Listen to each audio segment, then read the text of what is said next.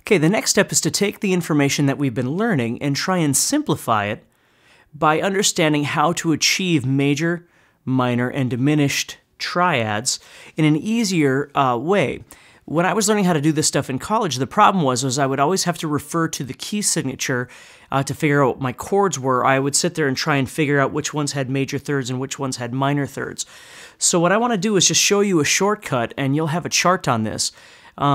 So please understand, to begin with, this is not a key. What I'm doing is I'm giving you a shortcut to memorizing all of your intervals, okay? All of your triads, your root thirds and fifths. So what we understand about a major triad is a major third over a minor third. Okay? That's the definition of a major chord, or a major triad is a major third over a minor third. So for instance, A to C sharp is 2 whole steps or a major third. C sharp to E is 1.5 steps or a minor third. So A, C sharp, and E are your major chord, right? So when you play an A major chord on your guitar, that's what you're playing, is A, C sharp, and E. And again, sometimes it seems kind of confusing. We've already talked about this. When you play an A chord, you know, you're playing 5 strings, but you're really only playing the same 3 notes. Or you play an A major bar chord, you're playing 6 strings, but you're still only playing the same 3 notes over and over and over. You're just playing them in octaves. So the problem was, well, some chords are major and some chords are minor, which we've already discussed. When you're in a major key, 1, 4, 5 is always major, 2, 3, 6 is always minor, and 7 is always diminished. And that's great. But what if you don't know what key you're in, or if the chord that you're playing doesn't fit the key that you're supposed to be in? As many songs do. Songs just kind of do whatever it is they want to do. There's really no rules to it. So here's the shortcut, okay? What I want you to memorize is 7 major chords, okay? Again, I stress, this is not a key, this is a shortcut. So I want you to memorize these notes, or these chords, and again, they're on a chart for you, okay? A, C sharp, and E. Then we move over to B, B, D sharp, and F sharp. Then we move over to C, C, E, and G. And then we move over to D, D, F sharp, and A. Then we move over to E, which is E, G sharp, and B. Move over to F, which is F, A, C. And then move over to G, which is G, B, and D. And again, please be looking at your chart when I'm talking about this, because it'll make a lot more sense. Those are your 7 primary major chords, okay? What I need you to do is I need you to memorize those. So if we're going to play a G chord on the guitar, or we're talking about a G triad, a G major triad, or something like that, you already know in your head that that is G, B, and D. C major is C, E, and G. B major is B, D sharp, and F sharp. Okay? You just have to know those matter-of-factly. Again, my term is absolutely. You want to memorize those 7 chords. From those 7 chords, we can generate all kinds of things, which is what I'm going to explain to you right now. So, with those 7 chords, which we know they're all major, if we wanted those chords to be minor, all we would do is flat the middle note, which is the third. We would move that up 1 note. So for instance, A, C sharp, and E would become A, C, E, and now it's minor. G, B, D is major. G, B flat, D is minor. Okay? C, E, G is major. C, E flat, G is minor. Let me grab my guitar and help you with this. So you can see this here. So if you've been studying your bar chords, which hopefully you've already kind of got those down, as this is a theory course, so I'm not really discussing the bar chords in here, but if I was to make a bar chord on the guitar, the middle finger is the note that makes it major. Now I'm making a 6-string bar chord here. Okay?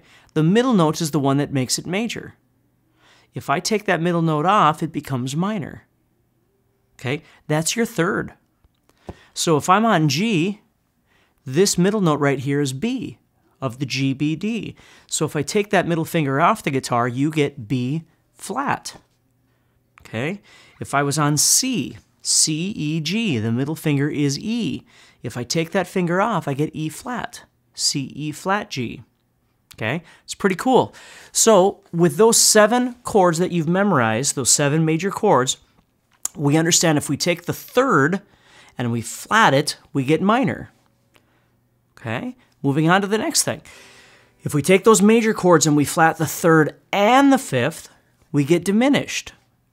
Okay? So if we are on a C chord, which is major, C, E, and G, and we flat the third, which is E, and we flat the fifth, which is G, so we take both those, now our chord would be C, E flat, G flat.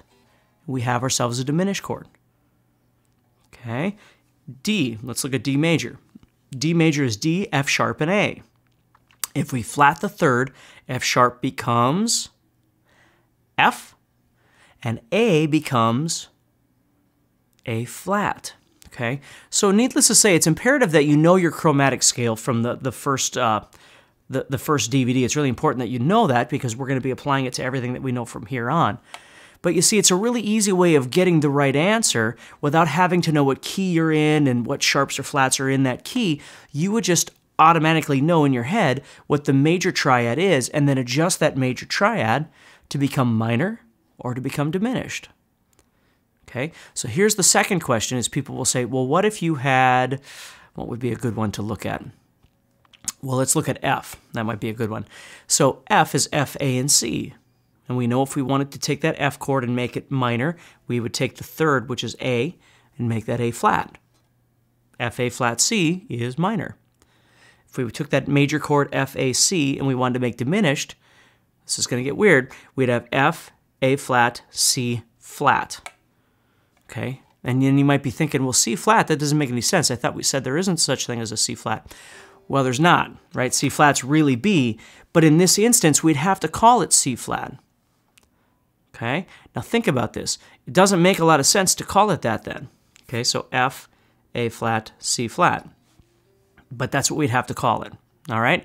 So here's the thing though. Let's take those notes F, A, C, and let's take those and move those up to F sharp.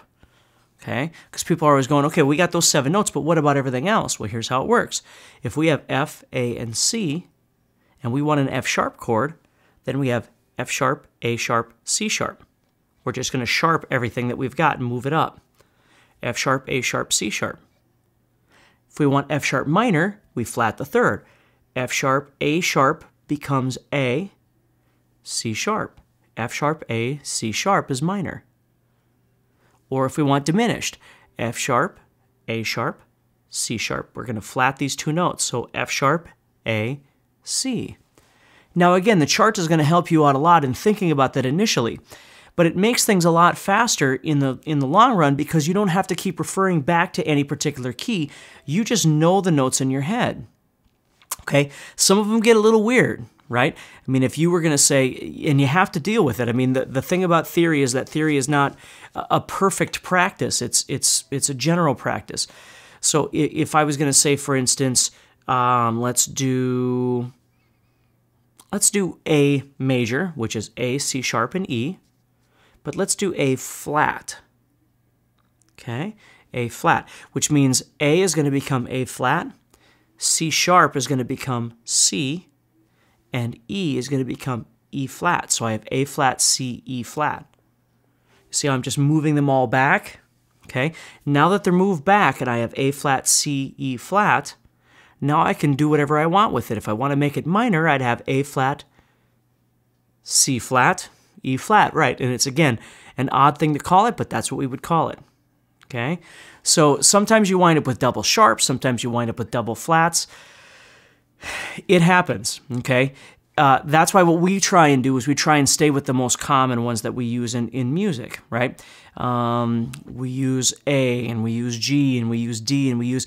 If I was you, when I first start trying to learn how to apply theory to the guitar, the easiest thing to do is to use the easiest or most logical ones that you'd be using in a situation. You know, learn G. Learn how to make G, G minor. You know, learn A. Learn how to make A minor, learn how D, and learn how to make that D minor. Then start kind of moving into the ones that are a bit more complicating in learning how to sharpen flat things, okay? So a great shortcut, and hopefully you can find some use to that.